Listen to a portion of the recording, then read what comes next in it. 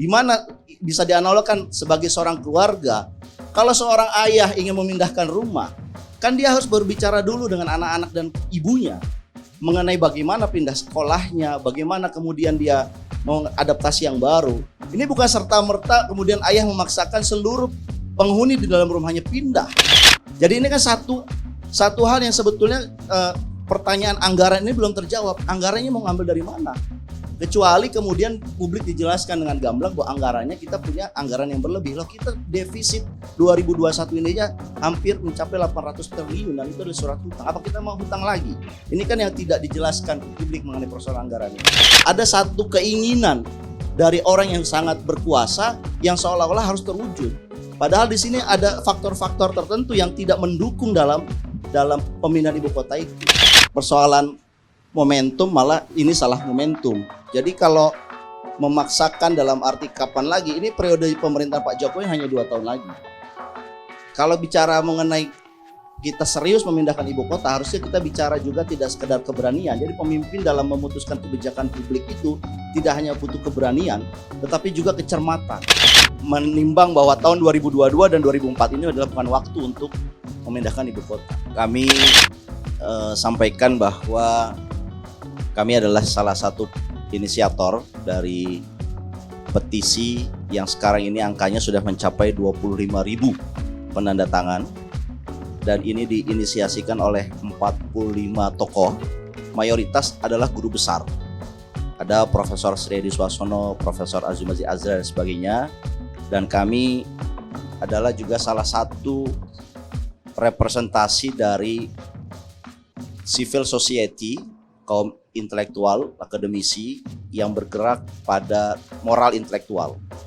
Dan ini sebagai gambaran singkat Pak Kardi, kenapa petisi ini muncul. Jadi secara judul adalah 2022-2024 bukan waktunya memindahkan ibu kota. Jadi ada frame time itu 2 tahun ke depan, ini bukan waktunya untuk memindahkan ibu kota.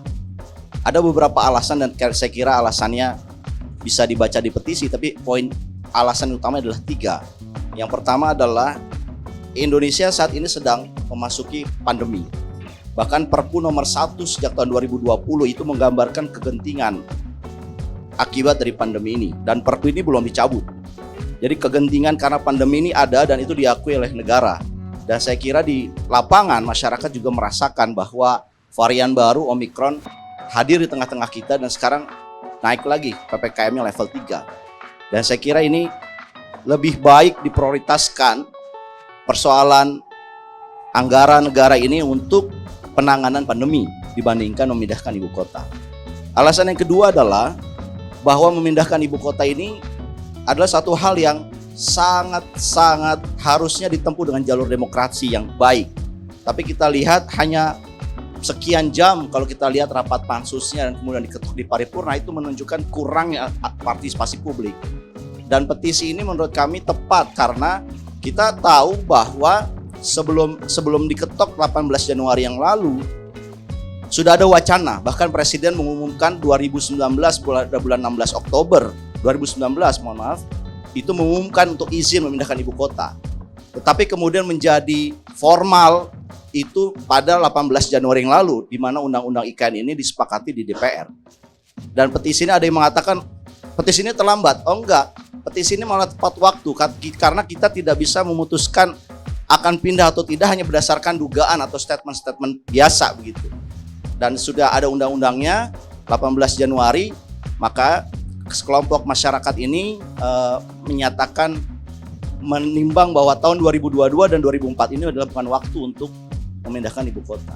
Nah, alasan yang ketiga adalah kenapa petisi ini penting, ternyata ini menunjukkan adanya sumbatan-sumbatan aspirasi di masyarakat. Dan kita merasa sumbatan ini adalah karena lumpuhnya kelembagaan parlemen dan kesannya mengabaikan aspirasi publik yang harusnya itu diatur, yang harusnya itu dilibatkan partisipasi publik terkait undang-undang ini. Oleh karena itu kami tidak heran sebetulnya kenapa petisi ini sangat antusias diikuti oleh masyarakat ya. Saya pikir kalau kita lihat perbandingan dengan petisi yang mendukung, ada juga petisi yang mendukung IKN ini, itu 2 hari mereka baru mencapai 568 tanda tangan. Kalau kita 10 kali lipat. Jadi waktu 2 hari itu, saat itu kita masuk ke angka 5.000. Dan sekarang sudah 5 hari kita mencapai 25.000 lebih. Dan saya kira ini akan terus bertambah, menunjukkan bahwa memang mayoritas masyarakat, terutama masyarakat, kita bilang masyarakat menengah, karena ini akan menggunakan petisi online, itu tidak setuju adanya pemindahan ibu kota dilakukan dalam waktu dekat. Persoalan momentum, malah ini salah momentum. Jadi kalau memaksakan dalam arti kapan lagi, ini periode pemerintahan Pak Jokowi hanya 2 tahun lagi. Kalau bicara mengenai kita serius memindahkan ibu kota, harusnya kita bicara juga tidak sekedar keberanian. Jadi pemimpin dalam memutuskan kebijakan publik itu tidak hanya butuh keberanian, tetapi juga kecermatan. Cermat dalam kondisi apa? Bahkan ini kan Presiden sendiri yang mengajukan bahwa sejak Maret itu ada kegentingan COVID. Jadi kondisi kita adalah kondisi tidak normal, momentumnya tidak tepat. Jadi kalau seandainya pemimpin berani, iya, tapi dia perlu juga kecermatan dalam melihat waktunya ini. Saya membayangkan begini, ini kan alangkah indahnya kalau seandainya, betul sekali Pak, yang disampaikan bahwa kita tidak menolak, kita menyampaikan 2022 sampai 2024 bukan waktu yang tepat.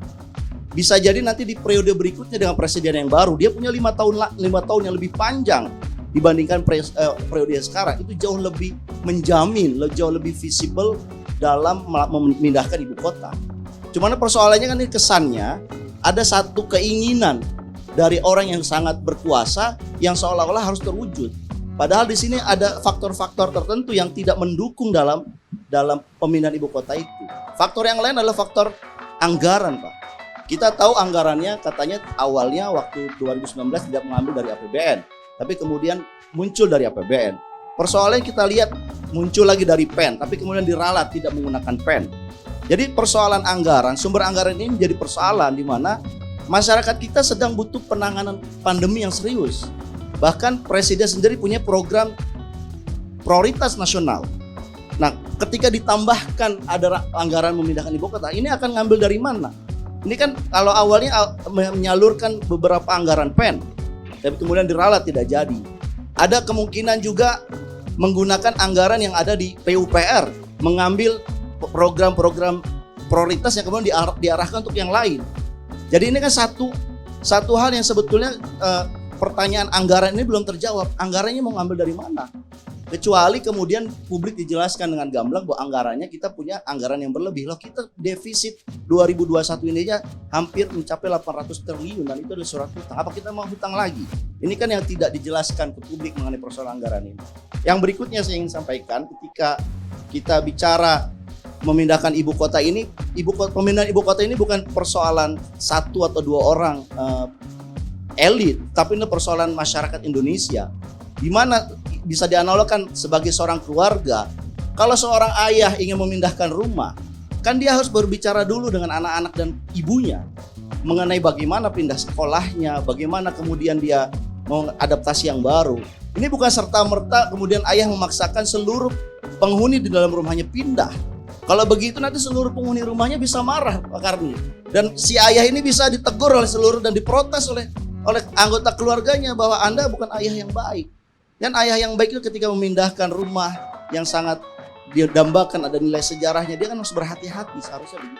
Nah, itulah diskusi kita. Tulis di kolom komentar apa yang kamu pikirkan agar kita bisa mendiskusikannya lagi. Yang belum subscribe, jangan lupa subscribe dan aktifkan lonceng agar channel ini terus terbangun dan kamu menjadi yang pertama mendapatkan pemberitahuan video untuk diskusi-diskusi kita yang lebih seru lagi.